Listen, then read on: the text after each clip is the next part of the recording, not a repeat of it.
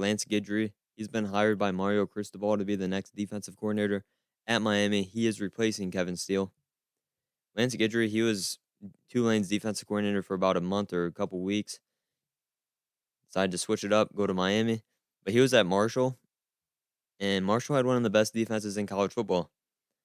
This is his first job at a Power 5 school as well. Looking at his coaching history, he has never been an assistant at a Power 5 school, never been a GA, never. So this is a big step up for him, getting this job at Miami. At Marshall, he coached one of the better defenses in the country, I said. Top 15 in all major categories. Top 15, which is incredible. Under Guidry, Marshall had the best third down defense in all of FBS. And he has a great tendency wherever he is, whatever school he's been at. They have one of the top conversion rate defenses in all of FBS as well. What that means is they're stopping you from getting a first down on third down more than anyone else, which is a big deal. Forcing 3 and outs, getting your offense the ball back very fast. Always a good thing to have on defense.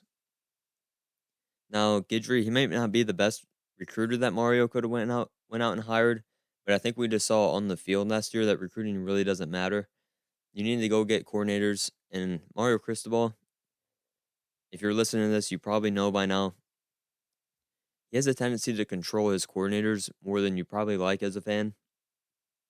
Now, I don't know if Lance Guidry goes from Tulane to Miami without knowing that he's going to have control of this defense. Because last year, Kevin Steele and Josh Gaddis could not run their stuff. Josh Gaddis won the Broyles Award for Michigan in 2021, okay? As the best coordinator in college football. He just got fired by Miami. Make that make sense. Like, who's really to blame here? And Joe Moorhead, when Cristobal was at Oregon, Joe Moorhead, he was the offensive coordinator. And he coached guys like Saquon Barkley and Trace McSorley at Penn State. And at Oregon, their offenses were nothing like that. They were not explosive. And he ended up getting fired. Then instantly got a head coaching job at Akron. And now he's being looked at for offensive coordinator jobs, particularly at Notre Dame. Marcus Freeman's already made a phone call to Joe Moorhead, and I think that would be one of the best hires of the offseason by any team in the country.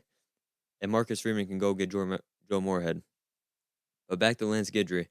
If Cristobal lets him run his defense, this is going to be an outstanding hire, and the on-field performance could be drastically better than it was last season. I mean, if you guys remember, Miami was getting blown out by Florida State, Middle Tennessee State. They beat them. Duke beat them. Like, Duke was out there looking like the 49ers with Joe Montana out there throwing to Jerry Rice, and that game was in Miami. That's never a good thing.